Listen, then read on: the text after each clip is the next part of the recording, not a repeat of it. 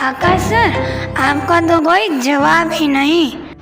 आकाश sir के कारण ही तो हमारी कंपनी इतनी तरक्की कर रही है। बिल्कुल सही कहा सारिका, इस साल का एम्प्लॉय ऑफ द ईयर हमारा आकाश सर ही तो है। आकाश सर, ये कौन है? लगता है हमारी कोई नई स्टाफ है। हाँ, बॉस ने बताया था। पर काम क्या करेगी? इसे तो कपड़े पहनने तक का सेंस नहीं है। हम सबका फुल एंटरटेनमेंट। ईशा, तुम आकाश से मिल लो, वह तुम्हें तुम्हारा काम दिखा देगा। धन्यवाद मैडम। न जाने कैसे कैसे लोग अपॉइंट हो जाते हैं। What is your name? जी, ईशा सिंह। सीधे गांव से आई हो क्या? पहले से ही कितनी नर्वस है। चलिए मैं आपको आपका काम सिखा देता हूँ। वैसे कंप्यूटर तो चला लेती है ना आप? मुझको लागे है तुम लोगों को हमारे पहनावे से बड़ी दिक्कत है, पर मेरे यहाँ तो लड़कियाँ ऐसे ही कपड़े पहनती है। इंसान के कपड़े नहीं, उसके कर्म देखते हैं। और तुम सबकी जानकारी के लिए बता दूँ, मुझको इस कंपनी में सॉफ्टवेयर डेवलपर हेड की पोस्ट पर रखा गया है। तो तुम सब मारे को देखने की जगह अपना अपना काम देखो तो ज़्यादा अच्छा हुए है। चलिए चलिए चलिए, मैं आपको आपका काम दिखा देता हूँ। इसको हेड कौन बना दिया सर? क्वालिफाइड है, अपनी काबिलियत पर बनकर आई है। पर इसकी भाषा तो देखो, बिल्कुल गांव वाली है। भाषा तो इसकी हिंदी है, अपनी मिट्टी से जुड़ी है, अपने संस्कार नहीं भूली है, जैसा कि यहाँ बहुत सारे लोग भूल चुके हैं। और जिसे तू गवार कह रहा है ना मेरे दोस्त, वही भाषा आज भी तेरे घर पे बड़े बुजुर्ग बोलते हैं। क्या एटीट्यूड है इसमें? न कपड़े पहनने का सेंस, न बोलने का ढंग। मने लागे छे कि चकलीना पंख निकली गया। મને ચકલીનો પંખ કાતરવા આવડે છે। Just wait and watch. आप सभी के लिए एक खबर है, हमारी कंपनी ने अपने सारे टारगेट समय से पूरा कर लिया है। जल्द ही हमारे एमडी सर कंपनी विजिट करेंगे। आकाश, यस मैम। तुम सारी व्यवस्था की जिम्मेदारी लो, किसी भी प्रकार की कमी नहीं आनी चाहिए। Yes ma'am. और हाँ ईशा, जी मैम, तुम हमारी कंपनी के लिए जो न्यू सॉफ्टवेयर डेवलप कर रही हो, उसका प्रेजेंटेशन एमडी सर के सामने करना है। Okay ma'am, I am ready. Any doubt? No ma'am. MD sir पूरे 3 साल बाद हमारी कंपनी विजिट पर आ रहे हैं और इस अचीवमेंट का हीरो आकाश ही हैं। इसका मतलब आकाश का प्रमोशन पक्का। पर ईशा मैडम को तुम लोग कम मत समझना। क्या मतलब? मतलब ये कि ईशा मैडम अपने प्रोजेक्ट पर जोरों शोरों से काम कर रही है। देखना, सबसे अच्छा प्रोजेक्ट उन्हीं का होगा और इस साल का एम्प्लॉय ऑफ द ईयर भी उन्हीं को मिलेगा। चल चल काम कर अपना। Hey guys, just chill. वो गवार क्या प्रेजेंटेशन देगी, तुम सब लोग देख लेना। वो हम सब की इंसल्ट करवाएंगी। और हाँ, वो जो तेरी मैडम है ना, वो प्रेजेंटेशन नहीं, गांव देहातों की लोकगीत सुनाएगी। या दादा दादी की कहानियाँ सुनाएगी। तुम लोग हंस रहे हो ना, पर जब कोई इंसान पैदा होता है ना, तो उसका पहला दोस्त उसके दादा दादी हुआ करे हैं और जिंदगी की पहली क्लास उन्हीं से शुरू हुआ करे है। जिंदगी का पहला सबक उन्हीं की कहानियों में मिला करे है। जो हमें अच्छाइयों और बुराइयों में फ़र्क समझाते हैं ना, वह हमारे दादा दादी ही होते हैं। पर तुम लोग यह फ़र्क नहीं समझ पाओगे, क्योंकि तुम लोगों ने दादा दादी की कहानियाँ सुनी ही कब है। ईशा। जी मैम। ये सब क्या है? मैंने तुम्हें बोला था ना कि जो भी प्रेजेंटेशन तैयार करके रखो, उसे पहले मुझे दिखाओ। Yes ma'am. पर इस फोल्डर में तो कुछ नहीं है, खाली फोल्डर का प्रेजेंटेशन कहाँ दोगी? मैम, मैंने पेन ड्राइव में प्रेजेंटेशन बनवाकर आपको भेजा था।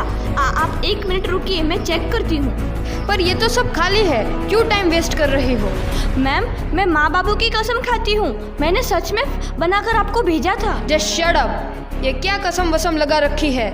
यह तुम्हारा घर नहीं है, यह हमारा ऑफिस है। जी मैम। अब मैं एमडी सर को क्या जवाब दूंगी? तुम पे भरोसा करके मैंने बहुत बड़ी गलती कर दी। काश ये प्रेजेंटेशन मैंने आकाश को दी होती।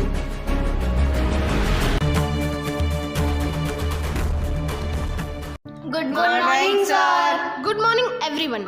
सर, यह हमारे कस्टमर की लिस्ट है। हमारे सभी कस्टमर हमारी कंपनी से बहुत सेटिस्फाइड है। Well done gentleman. अब आप सभी लोग अपना अपना प्रेजेंटेशन दिखाइए। जी सर, ये मेरा प्रेजेंटेशन है। काफ़ी मेहनत की है मैंने इसे बनाने में। बहुत बढ़िया, वेरी गुड। अब जीवन तुम अपना प्रेजेंटेशन दिखाओ। यस सर, ये रहा मेरा प्रेजेंटेशन। मैंने इस प्रेजेंटेशन के लिए बहुत मेहनत की है और मुझे यकीन है आपको मेरा प्रेजेंटेशन बहुत अच्छा लगेगा। गुड, वेरी गुड जीवन। इसमें मुझे तुम्हारी मेहनत और लगन दिखाई दे रही है। अब ईशा, जी सर। तुम अपना प्रेजेंटेशन अभी मुझे दिखाओ। मुझे तुम्हारे प्रेजेंटेशन का बेसब्री से इंतजार है। सर, मैं आपको बताने ही वाली थी कि my presentation is ready sir. Isha. हाँ ईशा, अपना प्रेजेंटेशन प्रस्तुत करो। सर, यह मेरी प्रेजेंटेशन। हमारे प्रोडक्ट काफ़ी अच्छे हैं पर हमारी कंपनी की रीच काफ़ी लो है। मेरे इस सॉफ्टवेयर के द्वारा हमारी कंपनी घर घर तक पहुंच जाएगी।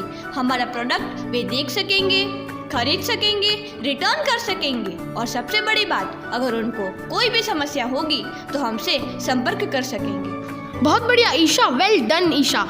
तुम्हारा प्रेजेंटेशन काफ़ी प्रभावशाली था।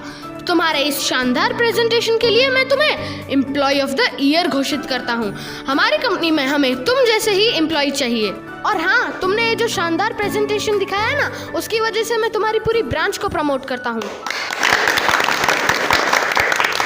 अच्छा, अब मैं चलता हूँ। Thank you sir for company visit. Isha. जी मैम। हम सभी को तुम पर नाज है। आज तुम्हारे कारण ही हमारी ब्रांच प्रमोट हुई है।